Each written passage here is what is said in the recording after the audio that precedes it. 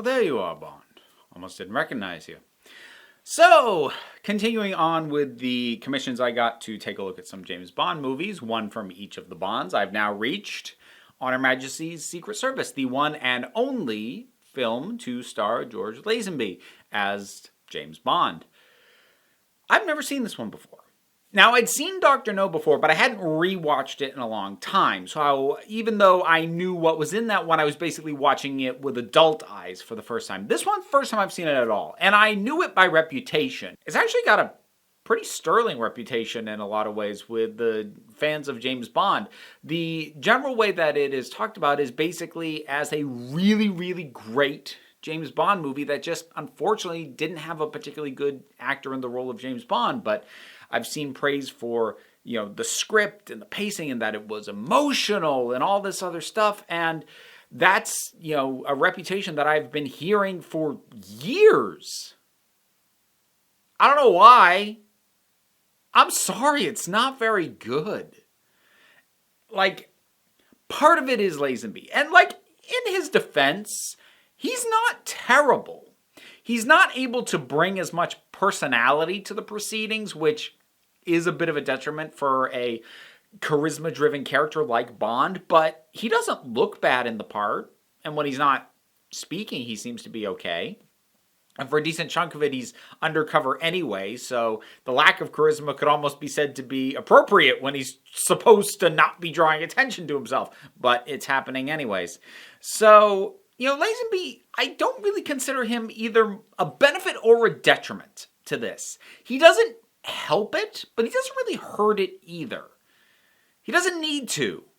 There's plenty that doesn't work about this on its own. And I will acknowledge some things that are good about it. I know people really like this one, but I even have some suspicions as to some of the reasons why. But I'll get back to that. So, let me start with the first thing that really threw me off on this. The editing in the action scenes is atrocious. Seriously, the fist fights, if I wasn't afraid that it would make me nauseous to do it, I was prepared, or at least part of me was, to go and rewatch Quantum of Solace and try and decide, are these fights worse edited than Quantum of Solace? Because I didn't think anything was worse action editing than Quantum of friggin' Solace. But at least there was a kinetic energy to what was going on. This is just, I've never, ever seen action editing like this in a professionally produced film, especially back then, because rapid cut fight scenes weren't really a thing in '69. Nice. So it really did throw me off how bad this is. I'm probably going to try and put a clip of some of the most egregious stuff. Hopefully that doesn't result in a claim on the video. If it does, you'll know because there won't be a clip right here.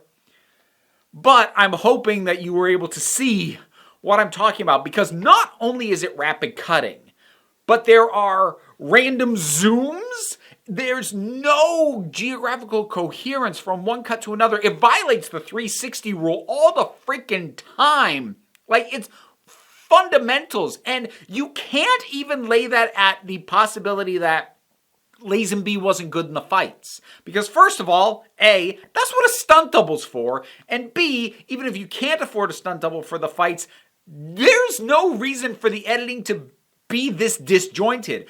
Rapid cut, maybe, to cover some scenes, but why is it, and it really threw me off because in the very first fight, which is on a beach, some of the shots in that fight are terrific shots. Really interesting angles and really dynamic posing and lighting, but it didn't help because the editing was such a disaster. Oh my God. The only thing that I can say about that is that kind of stopped being a problem about halfway through, because in the latter half of the film, all of the action scenes, well, nearly all the action scenes, become chase scenes. And the chases are edited way better than the fights are. But the fights are, it staggers me how bad that editing is. Seriously, anyone who's interested in the art of action editing needs to watch these, if only to get a blow-by-blow of how badly it can go, and then like maybe have some fun dissecting exactly everything they did wrong, because it's a lot. Moving on from that, this next thing I'm not going to spend as much time on, but I don't know if this was a problem with just the specific place I got it. I rented it on Amazon. I don't know if this is a problem with the film across the board or just something wonky with the version I rented.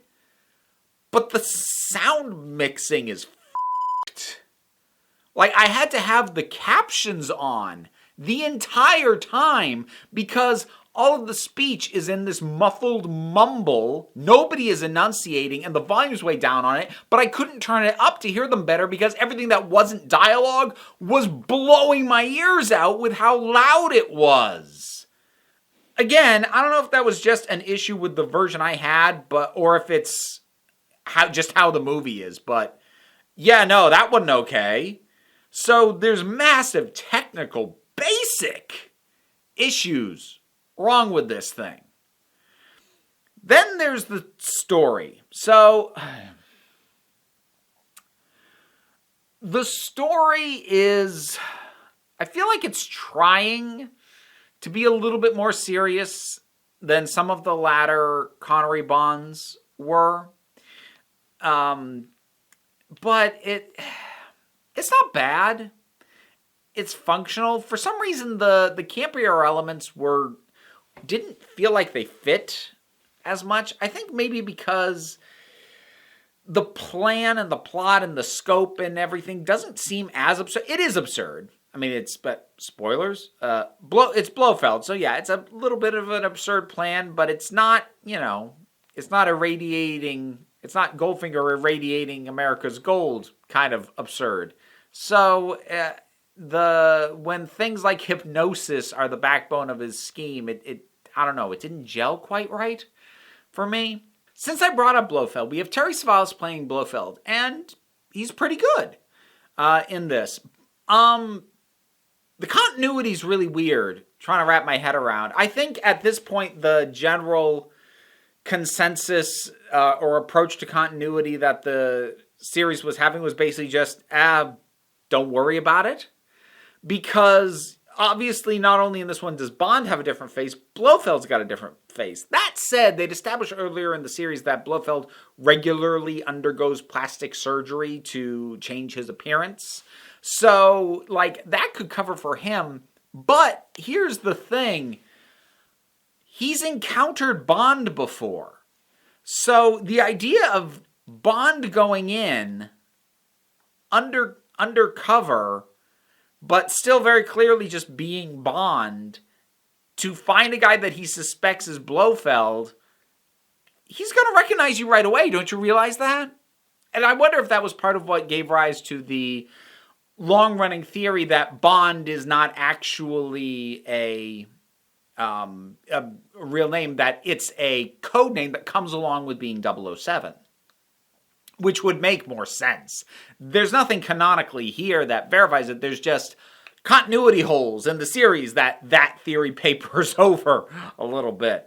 But then there's other things, especially later on, that refute that idea and that concept. But anyways, so Terry Savalas is pretty good. He's got a decent menace to him. And George Lazenby, he gives some of his better work playing off of him. There is one thing Lazenby is really not good at, and that's the quips. After somebody dies, quips that he gives, they land with a thud.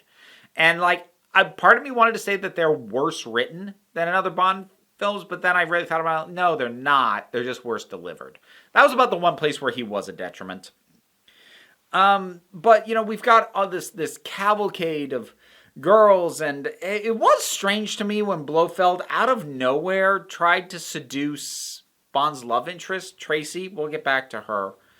That just felt weird to me. I don't know. I think of Blofeld and what his ambitions are, and he's one of those villains that in my mind, the idea of trying to get the girl should be beneath him. But maybe that's just what I wish it was. I don't know. So,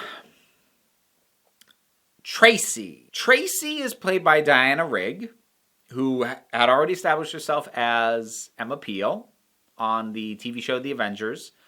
I love Diana Rigg. She's great. She's good in this. I had some problems with this part, though.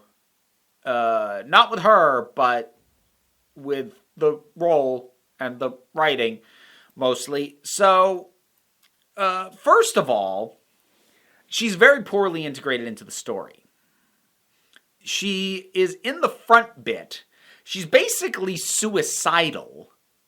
And her father is like a crime boss, and Bond goes and talks to him, and her father has decided what'll get her out of her suicidal kick is finding a man, and he wants Bond to marry his daughter.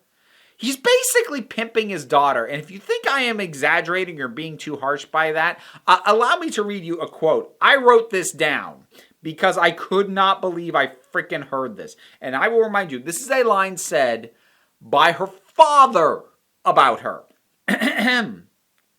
What she needs is a man to dominate her, to make love to her enough to make her love him. So she has serious mental issues and suicidal attempts. And her father thinks that what she needs is to get dicked into loving life.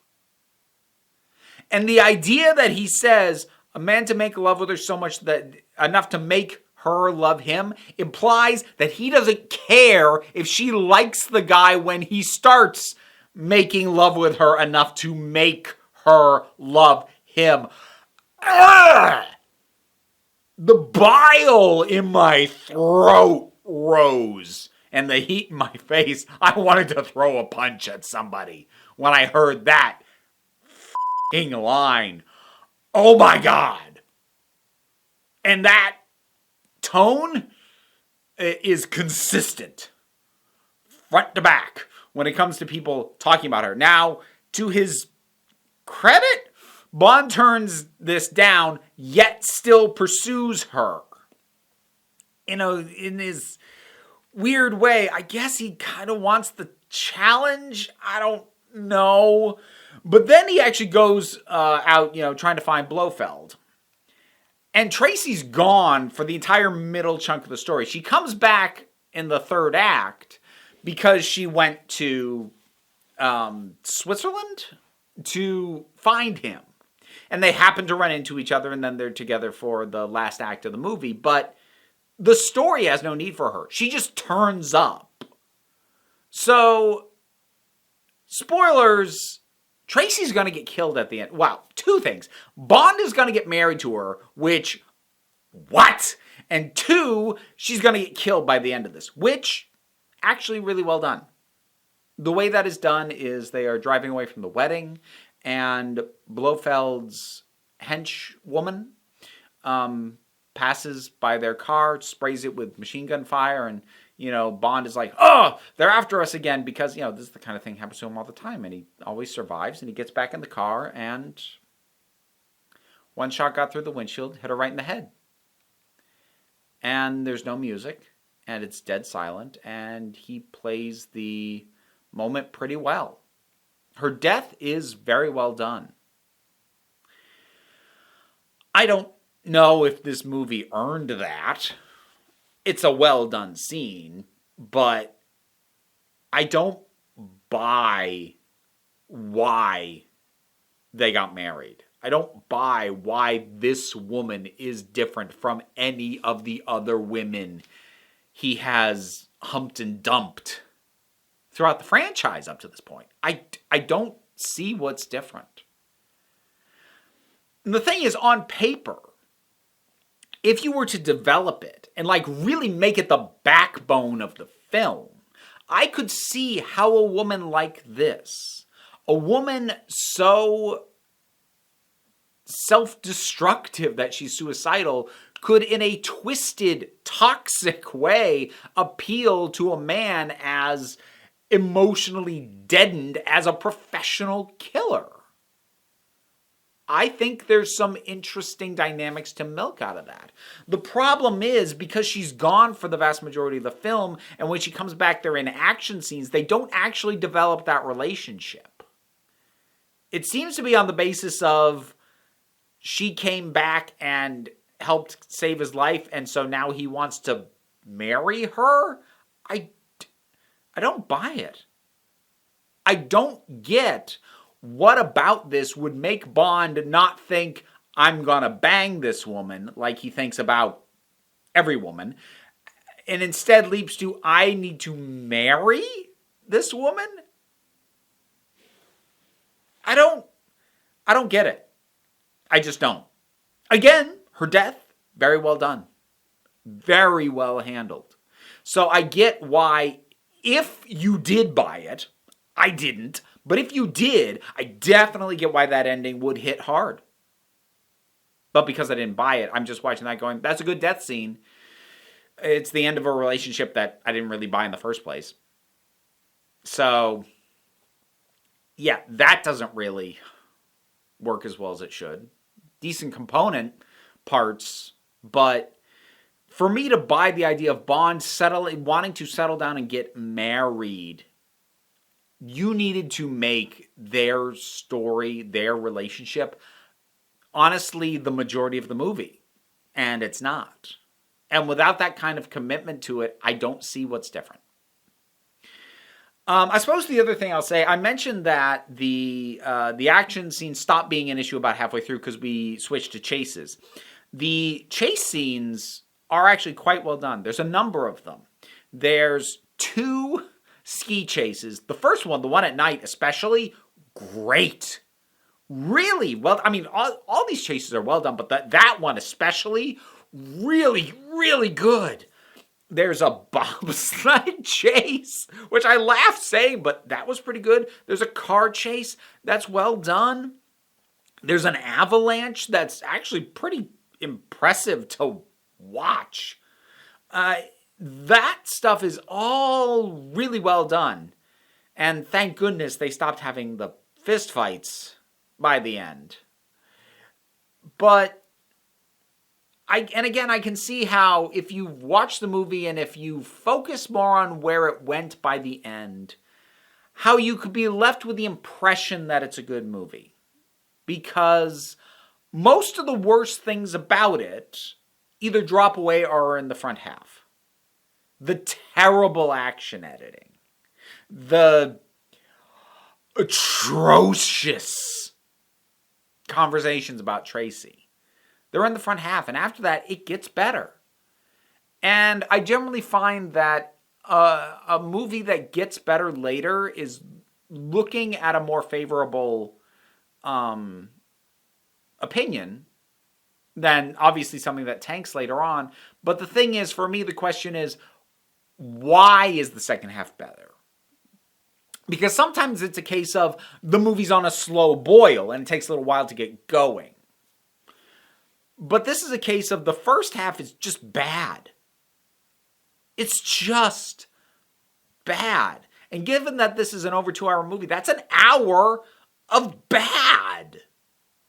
So I can't call a movie good when half of it, when it wasn't confusing me with bad action and editing and making me want to throw up because of misogyny, I was bored. I fell asleep watching this movie. I had to watch the second half the morning after. Yeah. I see elements of why this movie is so liked and so praised, but I don't agree that it overrides the problems with it, because dang, man. Hang on, I'm just going to check my notes real quick, because I took several. I think I've hit everything. The opening credit scene was kind of cool. Sort of this thing of like images from past films falling through an hourglass, which almost feels like symbolic, like time's up on the old Bond, so now we have a new one. That was kind of interesting. Oh, okay. So another thing about Tracy, again, first half. So, this is before he's been told that he should make love to her enough to make her love him. Before that, Tracy ends up going to Bond's room, finds his gun, points it at him. It's like, you always take guns to rendezvous, and Bond disarms her. Again, we get our initial bit of bad audio mixing because when he goes for her wrist, it's supposed to probably sound like just a slap of skin on skin. It is so loud it sounds like he breaks her wrist. He doesn't. Nothing in the acting indicates that, but it's like snap. So that was jarring. And then, for no reason that I could really discern, he smacks her across the face. I don't know why. Now, I did something, and I kind of stole this idea a little bit. If you're not listening to the podcast, Kill James Bond, you should be. But I'm semi-stealing this from them because they have a countdown clock so that they can figure out the fastest time from when Bond shares a scene with what first encounters a woman to when he beds her. So I did something similar because once the scene played out and I realized what was happening, I went back to the moment he slapped her, started a timer. And from the moment he slaps her to the point at which they are making out and it is implied that they then have sex is 95 seconds. Barely a minute and a half. What the Oh, and later on, her own father punches her in the face to knock her out. Ugh. Did I have anything else? Oh, a couple of other things. Music's pretty good. There's more variants on the James Bond theme this time around, or at least than I had heard in Dr. No, at the very least. So that was nice to hear. I did actually find it quite funny that Bond, and that's another thing about his relationship with Tracy, he is banging these other women at Blofeld's compound in between meeting her and proposing to her. So, there's no indication that, she's on his mind in the meantime or anything. Anyways, he, ends up in the room of one of these women and then a little bit later in the room with another. I actually really like that he is using an identical set of lines. But you're a picture yourself and twice as lovely in the firelight. Picture yourself and twice as lovely in the firelight. I actually found that very funny. That he basically had a stock routine he was just doing. Which feels appropriate. And I feel like a more astute movie could realize it speaks to how mechanical and emotionally dead this man is. He's just going through the motions. I don't think the film realizes that, but, that's a thing. Oh, and there's a very strange joke that implies that Bond has golden balls or has 4 balls. Because there's a thing with coat of arms, in a dinner conversation, and he talks about, I think, basants, and one of the girls asks, what are those? He says, they're golden balls. And he says, my crest has 4. And later on, one of those girls, he gets into a room and drops his, I was going to say trousers, he's wearing a kilt, drops the kilt, and she goes, True! Is it true that he has 4 balls? Or that he has golden balls? Or that he has 4 golden balls? What is wrong with James Bond's junk? The hell was that joke? I guess that's about it. Blofeld held cigarettes really weird. I guess that was what the quirk they decided to give him since they fixed his eye. But anyways, that's on Her Majesty's Secret Service. Did not live up to the reputation I'd heard about it. Lazenby's fine for the most part, but this isn't good, folks. It's not fun enough to be the campy kind of enjoyment of something like Goldfinger. It's not serious enough to work the way something like From Russia with Love does. It's just not good. Sorry. On our Majesty's Secret Service, how much do you disagree with me? Whatever your thoughts are, drop something down in the comments. Let's talk about it. Usual stuff like share, subscribe. I have a Patreon. That was how I was commissioned to review this in the first place. So there are perks at every support level. Plus, it's my birthday this month. So that'd be a nice present. Also, there's Amazon and Etsy wish lists in the description, but you don't have to do any of it. I mean, the usual like, share, subscribe, comment, those help me out anyways, but you don't have to do that either. No pressure, really, because take a relaxed attitude around here, so just come on back next time you need a break.